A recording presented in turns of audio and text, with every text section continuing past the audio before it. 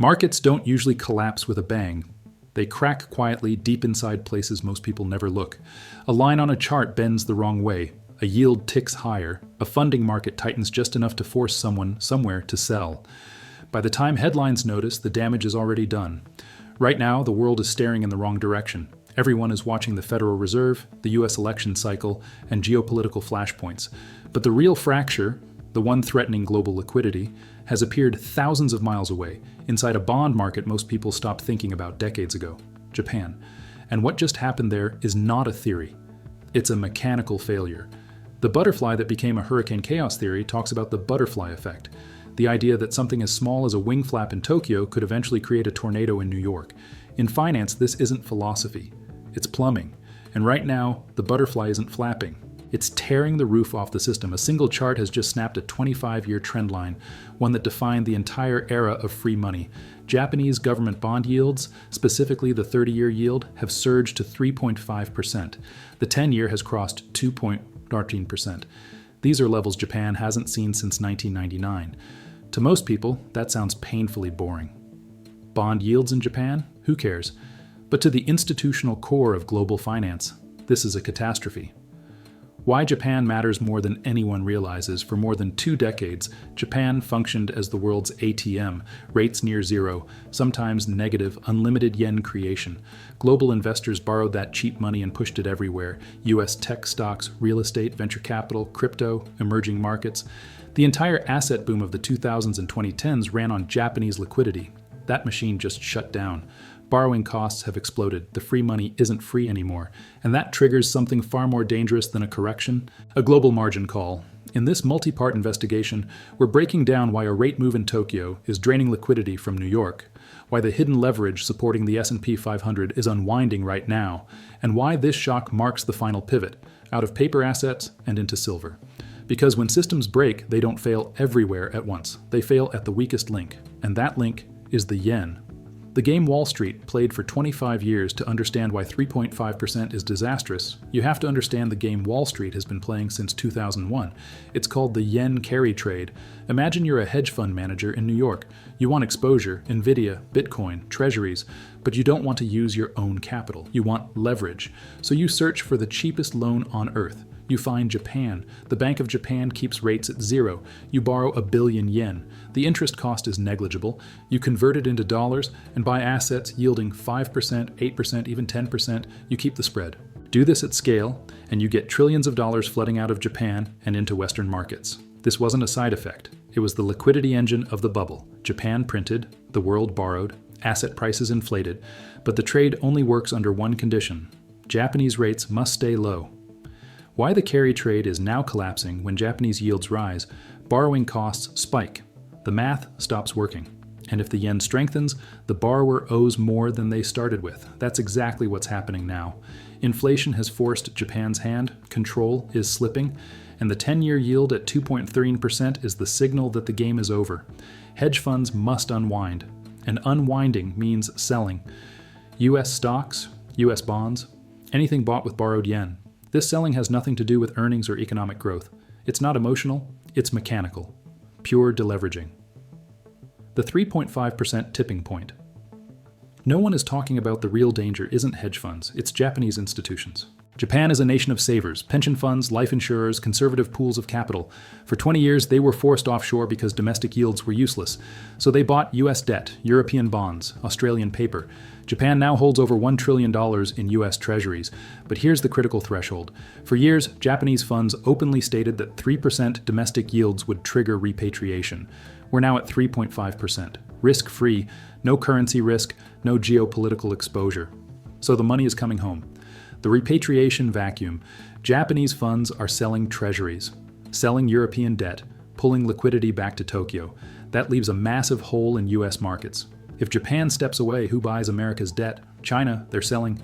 The Fed, supposedly tightening. Private buyers, already saturated. If demand disappears, US rates must rise to attract buyers. And higher US rates break housing, banks, and the federal budget. This is the contagion. A rate hike in Tokyo becomes a rate hike in New York without a single vote at the FOMC. We've seen this movie before. This isn't hypothetical. On August 5th, 2024, the Bank of Japan raised rates by just 0.25%. Global markets imploded. Japanese equities dropped 12% in one day, the worst crash since 1987. Crypto collapsed. US tech sold off violently. Why? Because the carry trade unwound too fast. That was the warning shot. Now it's 2026. Rates are dramatically higher. Pressure is exponentially worse. The 30-year yield is at a century high. If 0.25% caused chaos, a breakout to 3.5% guarantees a liquidity shock. Why silver is the end game. In the first phase of a liquidity crisis, everything gets sold, including gold and silver. We saw that initial drop as investors scrambled to cover yen loans. But once the forced selling ends, fear takes over, and fear asks a single question: where can capital hide? Not in the yen, too volatile, not in the dollar, being debased, not in bonds, rates rising, prices collapsing. That leaves hard assets. When the bond market breaks, the so-called risk-free asset isn't risk-free anymore. Paper promises lose credibility. Capital exits leverage and moves into reality. Gold and silver have no counterparty risk, no yield curve risk, no central bank dependency. This is what happened in the 1970s. Rates rose, bonds collapsed, gold exploded. History isn't repeating perfectly, but it's rhyming loudly. What comes next? The ATM is closed. Rates are rising. Japanese capital is heading home. In Part 2, we'll break down the unwind mechanics. Why repatriation creates a short-term dollar shortage but a long-term dollar collapse. Why Japan's $1.2 trillion in Treasuries forces the Fed into yield curve control. And why this event becomes the catalyst for a return to quantitative easing and triple-digit silver. The bond market is the fuse.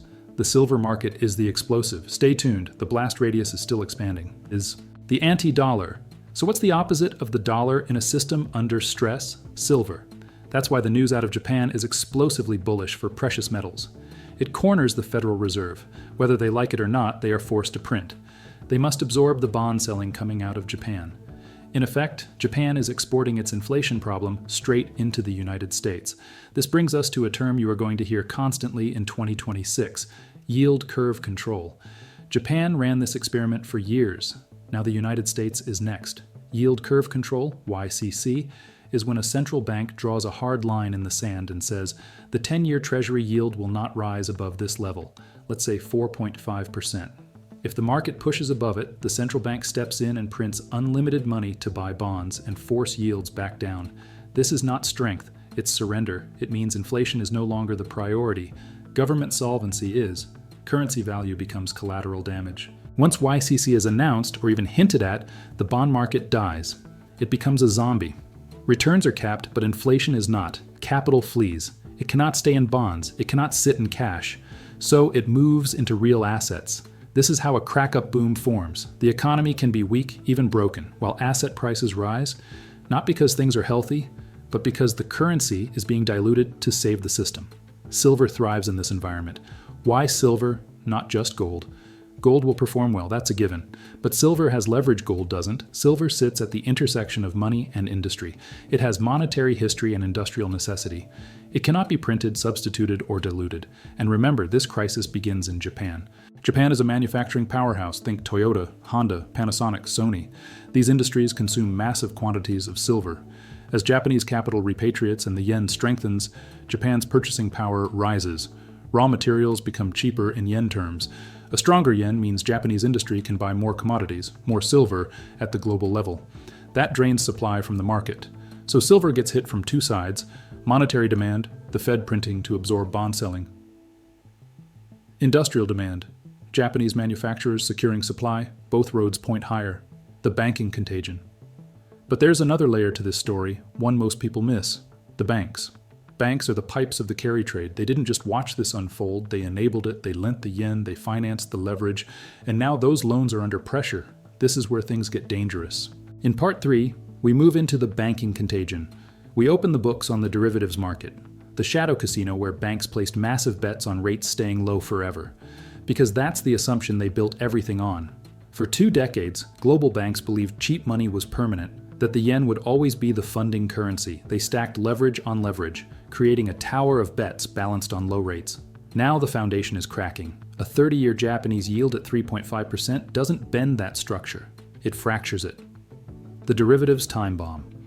The notional value of global derivatives is estimated somewhere between $600 trillion and $1 quadrillion. Notional isn't money at risk, but even the real exposure, estimated around $20 trillion, is enormous.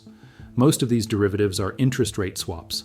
Banks bet that rates would remain stable. They used extreme leverage to extract tiny profits. But when rates move fast and unexpectedly, those positions turn toxic. Japan just shoved global rates higher. That floating leg moved against the banks. And when you're leveraged, even a small move can be fatal. We don't yet know the full damage, but cracks are visible. Japanese banks have already reported heavy losses on foreign bonds. US banks are sitting on hundreds of billions in unrealized losses from prior rate hikes. In a connected system, pain doesn't stay isolated. From hedge funds to bank balance sheets, hedge funds executed the carry trade, but they didn't lend themselves the money. Prime brokers did. When a hedge fund collapses, it goes to zero, but the loan doesn't disappear.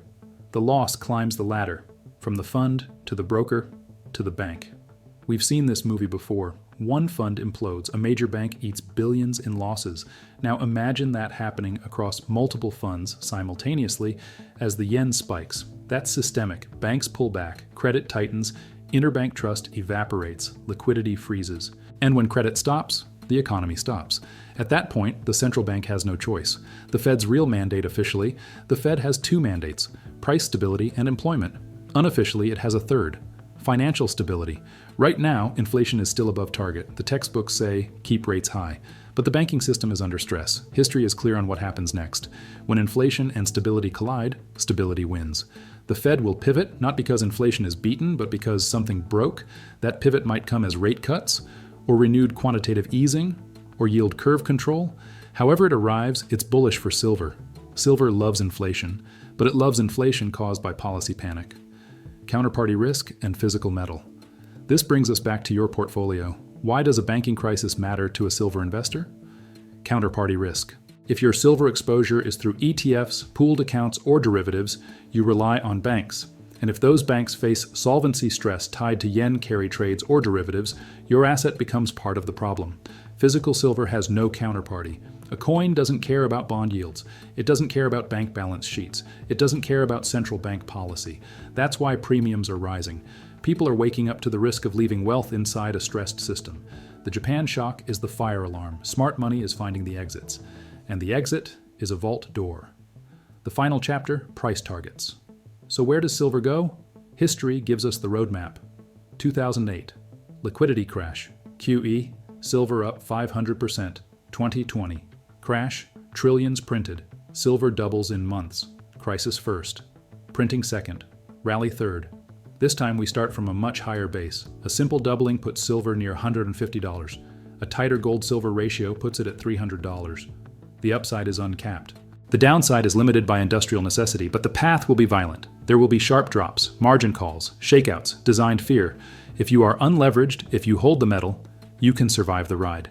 The only people who get hurt on a roller coaster are the ones who jump off mid-loop. Final verdict.